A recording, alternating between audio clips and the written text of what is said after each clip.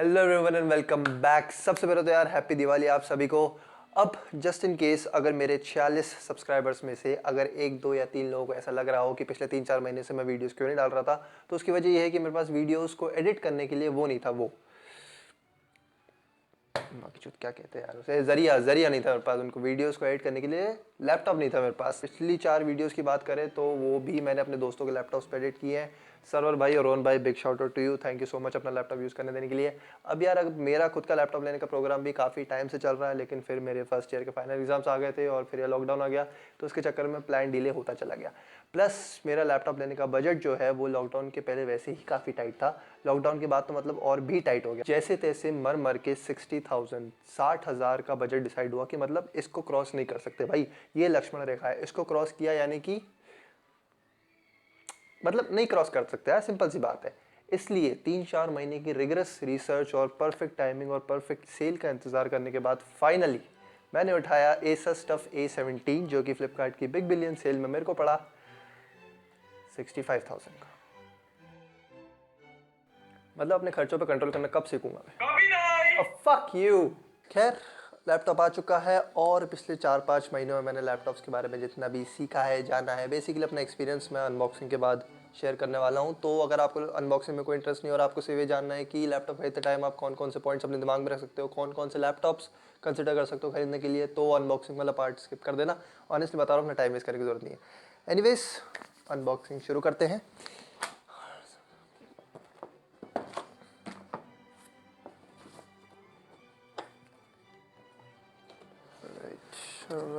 Right.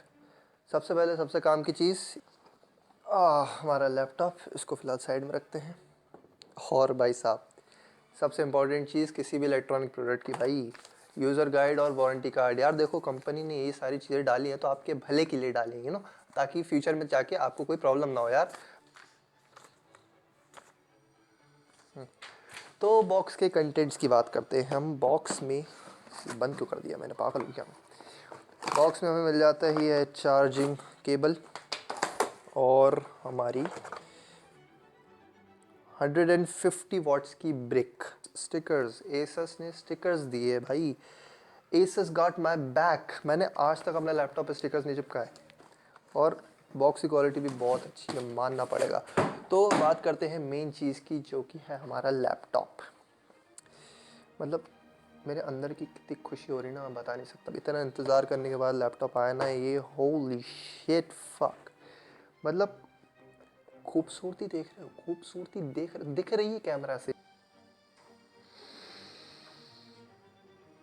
Looks और design इसके मामले में भाई 10 में से 10। Oh, I don't want you this. हाँ, 256 GB SSD है, तो भाई ऐसे काम होते हैं ऐसे SSD में। अब इसके स्पेसिफिकेशंस की बात की जाए तो इसमें हमें मिल जाता है Ryzen 5 4600H 6 कोर वाला CPU है, base clock 3 GHz, turbo boost 4 GHz तक है। Graphic card NVIDIA GeForce GTX 1650 Ti, GDDR6 4GB VRAM, 8GB RAM जो कि 32GB तक एक्सपेंडेबल है। और स्टोरेज इस वाले वेरिएंट में हमें स्टोरेज मिल जाती है 1 TB हार्ड डिस्क 5400 RPM की प्लस 256 GB SSD, जिसकी परफॉर्मेंस देख लियो, 4 सेकंड में बूट, 3-4 सेकंड में बूटअप हो गया, तो स्टॉप वॉच लगा कैलकुलेट नहीं किया। और हाँ, इसके पोर्ट्स इसमें हमें मिल जाता है। हमसे सबसे पहले तो चार्जिंग पोर्ट मिल जाता है, RJ45 जैक मिल जाता है, HDMI 2 का पोर्ट मिल जाता है, दो USB 3 पोर्ट्स मिल जाते हैं, एक टर्बो C पोर्ट मिल जाता है, इसका यूज़ क्या होता है वो मेरे को नहीं पता, और एक ऑक्स केबल का पोर्ट मिल जाता है। और इस साइड हमें मिलता है खाली सन्नाटा, जिसमें एक USB 2 पोर्ट बचा है। क्यों, क्या सोच रहे थे, यहाँ से इतनी जगह है, पूरा लैपटॉप बाहर आ जाता है यहाँ से, एक छोटा सा Vivo Book 15 बाहर आ जाता है यहाँ से। इसके कलर की बात करें तो कलर में मैंने उठाया है इसमें ग्रे मेटल कलर। फ्लिपकार्ट पे A17 में ग्रे मेटल ही अवेलेबल था, मेरा दिल जो था वो ब्लैक पे जा रहा था, मैं ब्लैक कलर मंगा रहा था मेरे को, लेकिन ब्लैक कलर से टफ A15 में प्रेजेंट था ये वाला। लेकिन ये वाला भी बिल्कुल बुरा नहीं है, ये वाला को ओवरऑल क्लासी लुक दे रहा है, जो मेरे हिसाब से तो बहुत सही है। मेरे को लगा नहीं था तब पसंद आएगा, लेकिन आई लाइक इट। और हाँ, इसकी जो मेन फीचर है, इसका जो टफ A15 से इसको काफ़ी अच्छा बनाता है, वो है इसकी डिस्प्ले इसमें हमें मिल जाती है 67% sRGB, 50% Adobe, 800:1 contrast, 170x170 viewing angles, 250 nits brightness. और क्या बचा, याद तो किया था मैंने। और हाँ, 120 हर्ट्ज़ की रिफ़्रेश रेट। टफ A15 में 144 हर्ट्ज़ की रिफ्रेशमेंट मिल जाती है, लेकिन उससे उतना कोई फ़र्क पड़ता नहीं है। अगर आपको ज़्यादा गेमिंग करनी है तो इसके हार्डवेयर, ग्राफिक कार्ड और प्रोसेसर काफ़ी अच्छा है, लेकिन इतना भी अच्छा नहीं है कि AAA टाइटल्स में आपको 144 FPS दे सके। जैसा कि मैंने कहा, मिडिल क्लास आदमी हूँ, बजट लैपटॉप की अनबॉक्सिंग है ये, तो इस तरह 144 हर्ट्ज़ के, हाँ GTA 5 में हो सकता है आपको 144 FPS तक मिल जाए, लेकिन इतना नहीं होगा। और या स्पेसिफिकेशन के मामले में हाँ, वाईफाई 5, ब्लूटूथ 5, वाईफाई 6 वाला मॉडल नहीं है ये। बिल्ड क्वालिटी मिलिट्री ग्रेड की तो एसस क्लेम कर ही रहा है, लेकिन मैं इसको उठा पटक नहीं करने वाला। मैं इसके साथ इतना अमीर नहीं हूँ मैं, और ना ही कभी होऊंगा कि ऐसे पटक पटक के टेस्ट करूँ चीज़ों को। तो भाई ये थी मेरी पहली अनबॉक्सिंग वीडियो, उम्मीद है आप लोगों को पसंद आई होगी। अब थोड़ी ज्ञान की बातें कर लेते हैं। लैपटॉप खरीदने के मामले में अपने ज्ञान के बेसिस पे जो पहली एडवाइस मैं दे सकता हूँ आपको, वो है कि यार मत लो लैपटॉप। अब देखो, मैं ये नहीं कह रहा हूँ कि लैपटॉप्स बेकार है, लेकिन अगर आपको गेमिंग या फिर कंटेंट क्रिएशन ही करना है तो पीसी बिल्ड करना ही बेस्ट ऑप्शन है, अनलेस आपकी सिचुएशन भी मेरी तरह हो।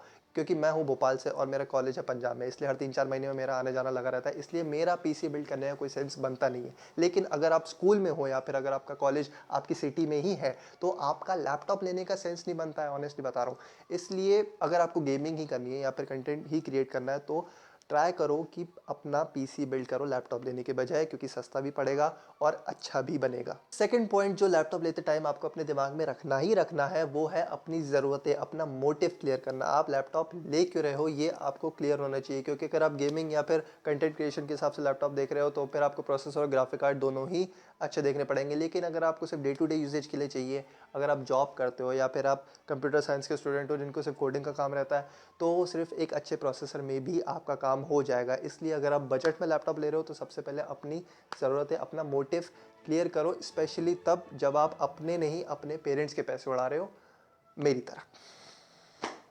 तो अब लैपटॉप्स की बात कर लेते हैं कि कौन कौन से लैपटॉप्स आप खरीद सकते हो। एप्पल साइड कर दिया मैंने, लेना ही नहीं मेरे को, इतना रेस हुई नहीं मैं। अब जिन कंपनीज़ की हम बात कर रहे हैं वो है HP, Dell, Asus, Acer, Lenovo और MSI। HP और डेल जो कि मैं पहले भी यूज़ कर चुका हूँ, इसलिए इन पे मेरे को ज़्यादा भरोसा है।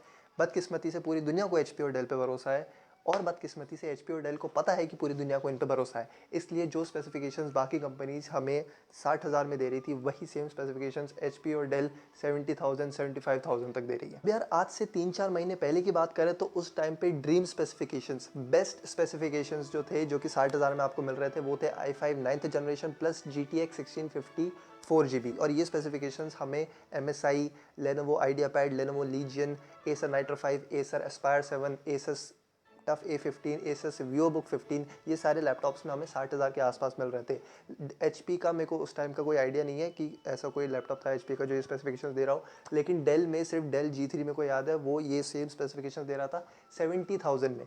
इनफैक्ट मैंने डेल G3 को फाइनल भी कर दिया था। मेरे घर वालों ने बोल दिया था कि भाई 7-8 हज़ार एक्स्ट्रा चले जा बजट के, लेकिन ले रहा है तो ढंग का लैपटॉप ले जिस पे तेरे को भरोसा हो। लेकिन जो कि लॉकडाउन की वजह से मेरा प्लान डिले होता जा रहा था, उसका एक्चुअली में मेरे को फ़ायदा हुआ, क्योंकि HP ने गेम पलट दिया भाई। 6 या 8 अगस्त को अमेजोन पे कोई सेल आई थी जिसमें HP पवेलियन 15 लॉन्च हुआ, जो सिर्फ 60,000 में GTX 1650 4GB के साथ हमें Ryzen 5 4600H 6 कोर वाला CPU दे रहा था भाई। अब मेरे को जब पता चला कि मेरे बजट में मेरे को 6 कोर वाला CPU मिल सकता है, तो i5 9th जनरेशन के साथ मैं चाह के भी नहीं जा सकता था। लेकिन जिस स्पीड से लैपटॉप सेल में आया था, उतनी ही स्पीड से आउट ऑफ स्टॉक भी हो गया, और 1-2 दिन बाद जब वापस स्टॉक में आया तो इसकी प्राइस 67,000 के आसपास कुछ हो चुकी थी।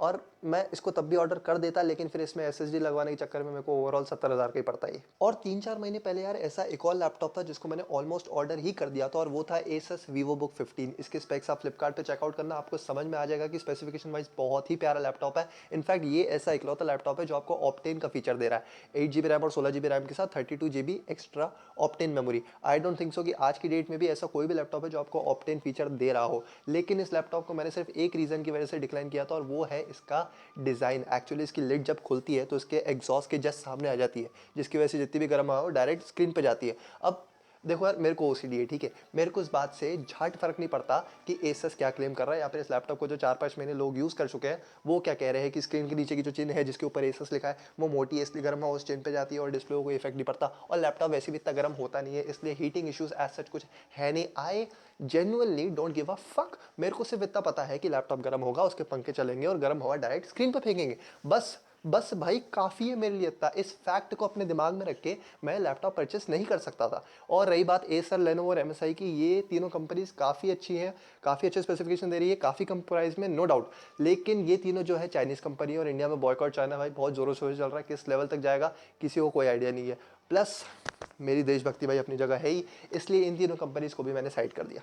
तो भाई ऐसे ही लैपटॉप्स देखते देखते, रिसर्च करते करते, ऑलमोस्ट ऑर्डर देते देते मैंने फाइनली चूज़ किया एसस टफ A15 को, और इसके 4-5 मॉडल अपनी अमेजोन की विश लिस्ट में डाल के रख दिए ताकि दिवाली सेल आए और मैं उनको ऑर्डर करूँ। सेल आई, काफ़ी अच्छे अच्छे ऑफर्स आए, प्राइसेस भी ड्रॉप हुई, लेकिन मैंने वही गलती की जो मैंने अगस्त वाली सेल में की थी। यार अपने एक्सपीरियंस से बता रहा हूँ, अगर आप सेल का इंतजार कर रहे हो ना कि सेल आए और फिर मैं ये चीज़ ऑर्डर करूँ, तो अपने मोबाइल को अपनी छाती से टेप लगा के चिपका दो भाई, क्योंकि एग्जैक्ट रात को 12 बजे सेल चालू हो जाती है। मैंने सुबह 7-8 बजे उठ के चेक किया तो मेरे आधे से ज़्यादा मॉडल्स तो आउट ऑफ स्टॉक हो गए थे, जो एक आध दो बचे थे वो भी only one left in stock, almost out of stock ऐसे चल रहे थे। उनको भी जब मैंने ऑर्डर किया तो लैपटॉप का जो सेलर था, अप्रेलियो अपारियो ऐसा ही कुछ नाम था उसका, वो भाई कहीं डिलीवर करने के लिए तैयार नहीं है। मैं भोपाल के सारे पिन कोड्स ट्राई कर लिए, कहीं डिलीवर नहीं कर रहा। इनफैक्ट मेरी मम्मी बैंक में काम करती है, उनके कलीग के भी कजिन जो कि एक गोवा में रहते हैं और एक मुंबई में रहते हैं, उनके एड्रेस ट्राई कर लिए भाई, वहां भी डिलीवर नहीं हो रहा यार। अरे मतलब भैंसो के गोदाम के अंदर ही घर बसा लूं तुम्हारे।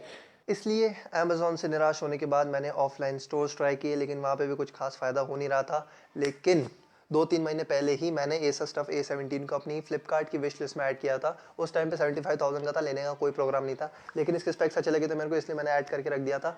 और 20 अक्टूबर को शाम को एग्जैक्टली 4:30 बजे मेरे को इस लैपटॉप का प्राइस ड्रॉप नोटिफिकेशन आया।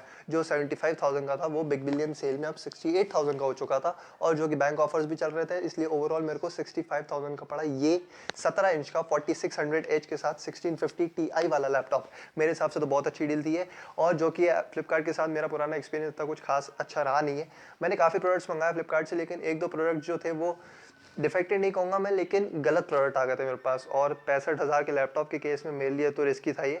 लेकिन मैंने कहा भाई बहुत इंतज़ार हो गया, जो का देखा जाएगा, ऑर्डर कर दिया मैंने, और फाइनली कोई डिफेक्ट नहीं आया। बहुत ही प्यारा लैपटॉप है जितना मैंने यूज़ किया है। यार वो कहते हैं ना कि मतलब किसी एक चीज़ के पीछे बहुत जोर से भागो और वो आपको ना मिले, लेकिन बाद में चल के उससे भी और अच्छी चीज़ मिल जाए, and you are like what the fuck just happened. वही एग्जैक्ट चीज़ मेरे साथ हुई है यार, क्योंकि एसस टफ A15 के पीछे मैं महीने भर से लगा हुआ था कि मिल जाए मिल जाए मिल जाए, लेकिन आखिरी में A17 उससे भी अच्छा लैपटॉप मिल गया, और एकदम हीट ऑफ द मोमेंट में ऑर्डर किया था मैंने। तो भाई ये थी मेरी पहली अनबॉक्सिंग वीडियो और मेरी मिडिल क्लास कहानी लैपटॉप लेने की। अगर पसंद आई हो या फिर वीडियो में कुछ काम का लगा हो तो लाइक करो, शेयर करो, और जो कि लैपटॉप भी आ चुका है इसलिए और वीडियोस आती रहेंगी, उनके नोटिफिकेशन के लिए चैनल को सब्सक्राइब करो, बेल आइकन को दबाओ। तब तक के लिए मैं चलता हूँ, बाद में मिलते हैं। This is Lavit Chandani from all round analyst, signing out. खत्म हो गई वीडियो, बंद कर दो यार। ये एक्स्ट्रा क्लिप मैं इसलिए डाल रहा हूँ क्योंकि मेरे को 3 चीज़ें कन्फेस करनी है। पहली, यार देखो जानता हूँ मैं कि मेरे चैनल अभी इतना बड़ा है नहीं, ये सब नहीं करूँगा तो अभी कुछ फ़र्क पड़ेगा नहीं, लेकिन ये मैं अपने लिए कर रहा हूँ ताकि मेरे अंदर की जो खुजली है वो शांत हो सके। पहली चीज़ ये है कि यार जो ओरिजिनल अनबॉक्सिंग है लैपटॉप की, वो मैंने जब लैपटॉप डिलीवर हुआ था तो भैया जो डिलीवर करने आए थे उनके सामने ही कर दी थी, ताकि अगर कोई डिफेक्ट निकले तो एक्सचेंज कराने में कोई प्रॉब्लम ना हो। तो मेरे को लगा ये बात आपको पता होनी चाहिए। दूसरी बात जो आपको बतानी है वो है कि ये वीडियो मेरे को एक्चुअली में दिवाली पे अपलोड करनी थी, इसलिए वीडियो के स्टार्टिंग में आपने हैप्पी दिवाली सुना होगा मेरे से। दिवाली के पहले रिकॉर्ड करना स्टार्ट भी कर दिया था मैंने, लेकिन फिर दिवाली के कामों में इतना बिजी हो गया मैं कि रिकॉर्डिंग अचानक से बंद ही हो गई पूरी की पूरी। और आज 20 नहीं, आज कौन सी तारीख है, आज 25 नवंबर है। इनफैक्ट अभी भी मेरे 3rd सेमेस्टर के एंड टर्म एग्ज़ाम्स चल रहे हैं। आज 12 बजे एंड टर्म दिया मैंने, परसों एक और एंड टर्म देना है। तो लेकिन ये अनबॉक्सिंग वाली वीडियो बहुत लंबी खिंच गई थी, इसको ख़त्म करना ज़रूरी था, इसलिए ये दिवाली के इतने टाइम बाद आ रही है। Anyways happy Diwali belated. और तीसरी बात ये है कि यार कि वीडियो की डिलीवरी में कुछ प्रॉब्लम लगी हो तो उसकी वजह है कि स्क्रिप्ट के मामले में मैंने झाट कुछ नहीं लगाया इस बार, क्योंकि अनबॉक्सिंग वीडियो थी। मैं चाह रहा था कि मतलब जितना ओरिजिनल हो सके उतना रखूँ मैं। और बस